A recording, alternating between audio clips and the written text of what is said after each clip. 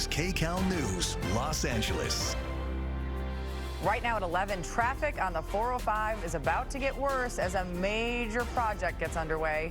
Welcome to KCAL News at 11 on CBS Los Angeles and streaming on CBS News Los Angeles. I'm Jamie Yukas. A massive warning now for anyone on the move this weekend and beyond. Closures for the 405 construction project start tonight. KCAL News reporter Amanda Starantino shows us what you need to know to get around that gridlock. If taking the 405 is something you need to do to get where you need to go this weekend, you need to find another option because it's going to be a nightmare to get through here, just like what we saw 2 weeks ago. We're right off of the 405 at Sunset, and we can see these closure signs that are going to start tonight at 10 p.m. through 5 a.m. on Monday morning. The 405 looks pretty good right now, but in a few hours, everything's going to change. The closures are part of Caltrans's $143.7 million pavement rehabilitation project designed to improve safety and extend the life of the road. But in the short term, drivers are bracing for delays. Ramps won't be spared either. Sunset, Sepulveda, and Wilshire on and off ramps will be closed, along with the Santa Monica Boulevard on ramp. And as anyone who drives the 405 knows, when traffic backs up here, the impact is felt all the way to the 10 and the 101. Just a few weeks ago, you may remember, we saw this same project create gridlock. Some drivers reporting it took hours to move just a few miles. Officials advise using surface streets like Sepulveda, planning ahead, or taking public transit to avoid the bumper-to-bumper frustration. They say extending some of this work into daytime hours will help them finish the job more quickly. All right, so this is only round 2. Caltrans says they plan on doing this every other week for about the next 25 weekends to get this job done. So something we're going to have to get used to. It's not going to be fun. It's not going to be easy, but it's going to be a tough one for anyone driving through this area. In Brentwood, I'm Amanda Starantino, KCAL News. Amanda, thank you. One man is dead, another wounded in a deadly shooting in Florence. Police say a lot of bullets were fired.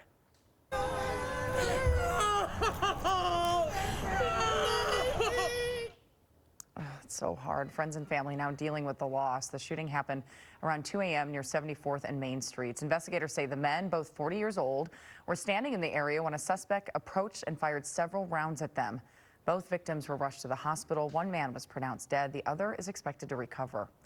Days after more than 100 Epstein abuse survivors called on Congress to release documents in the case, local advocates are standing in solidarity. LA County Supervisor Hilda Solis, Public Health Director Barbara Ferrer, and Councilwoman Eunice Hernandez joined the group Peace Over Violence to deliver a strong message of support to the women who came forward to share their stories. The CEO told the crowd in downtown LA that it pained her to hear the women talk about meeting Epstein and Ghislaine Maxwell at ages 14 and 16. The Jeffrey Epstein Survivors Press Conference in Washington, D.C. was a stark reminder, once again, that testimonies matter. Truth matters. Survivors must be heard, not silenced. They must be believed, not dismissed. The event also reaffirmed the county's commitment to supporting survivors and providing them with key resources to get through the trauma.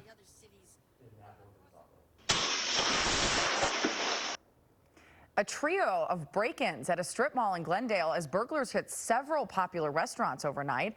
Assignment manager Mark Lew's at the desk with details. Wow, it's so brazen. Yeah, this was a pair of burglars that hit all 3 restaurants, one after another in the strip mall. The first was a bakery, then a Mexican restaurant, and the third was the famous Dinah's Fried Chicken restaurant that has been in Glendale for more than 50 years, and it was all caught on video. Take a look at that picture again.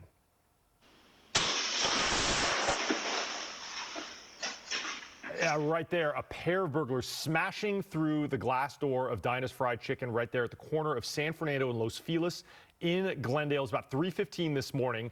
You can see both of those burglars there with masks, wearing long sleeve sweatshirts, got into the restaurant. Now, they searched all around that restaurant for cash, but they really didn't find any because Dinah says they don't keep any cash in their restaurant overnight. This is their second attempt here at the El Ruby Mexican restaurant next door. You can see the same burglars breaking in the same way, and that burglar in the light-colored sweatshirt pries open the cash register. Now, there's a different angle. You're going to see it here in just a second of that same burglar doing that. You're going to see he pries open the cash register. And look what's inside. Absolutely nothing, because El Ruby also doesn't keep any cash in their restaurant. Now, you can see here, this is the front of El Ruby. The damage pretty severe. That glass door broken. We spoke to the owner of Dinah's next door. Our breaking news crew asked the owner, is there anything you want to say to these burglars after they destroyed most of your restaurant? Take a listen to what she had to say. I don't know what you're thinking, especially breaking into a food establishment. There's nothing there except food. If you're hungry, come here, we'll give you free food. You know, but to just destroy things, these other businesses too, we work hard. And there's already things to fix and repair daily, and then to add this on top of it is very frustrating. Now, Glendale police did arrive on scene and is working with the owners of all 3 of the restaurants. The third one is called the El Pavo Bakery. But you can see here the damage to the front of Dinah's. That could be hundreds, maybe even a couple $1,000s to fix all of that glass. And of course, the damage inside their restaurant. This is the bakery I was speaking of. The owner was not there, so we don't know how bad the loss is for this particular bakery as well. But Glendale police says they are looking at that security video and trying to formulate a better description of those suspects. But all 3 of those restaurants, Jamie, have a lot of repairs to do before they can open again to the public. Back to you. That's just so tough for the business. I know so many restaurants put in the window, no cash on site. So Yep. silly of these burglars. All right, Mark, thank you. The clouds clearing early today, leaving sunshine across our area. We want to get to meteorologist Paul Diano for a look at your next weather forecast. We're talking about a cool down. It's not going to be cool just yet. It's not, oh, it's cooler. We're on our way there. Next week, it's going to feel chilly for this time of year. Today, it's so much better.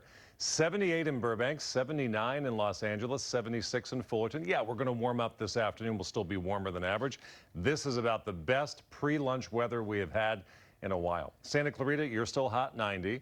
Lancaster, 93. And San Bernardino, 88. So inland spots still hot, but what a great day to head to the beach. If you can head to Malibu, 70 degrees with sunshine. You did have cloud cover this morning. Still some clouds hugging our Orange County beaches and clouds hugging our Ventura County beaches and west of Point Dume in Malibu.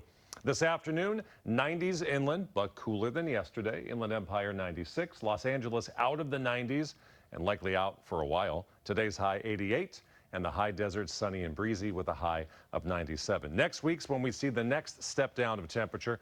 Wait till you see how cool we're going to get. That's coming up in a few minutes. Jamie, back to you. All right, appreciate it, Paul. The latest jobs report fell woefully short of expectation. The economy added just 22,000 jobs last month. Economists were expecting the economy to add more than 76,000. In addition, the data shows unemployment rose to its highest level in nearly 4 years, from 4.2% to 4.3%. Overall, there are now more people looking for work than there are available jobs. The data could be an indicator that the U.S. labor market is growing stagnant, so the Federal Reserve could cut interest rates in September. I think this report really does solidify a quarter-point rate cut at that September meeting. Sure, Chair Powell's going to get up there. He's going to say price pressures are building. We're watching them. But what they're really concerned with is if the economy, if labor market conditions, if things are deteriorating, they're going to cut. And they may even cut again at the remaining 2 meetings of the year, one in October, one in December. Friday's data release is the first under a new leader at the Bureau. President Donald Trump fired the previous BLS chief for releasing data he described as, quote, a scam. Coming up, why are the iconic letters at LAX being taken down? We have the answer.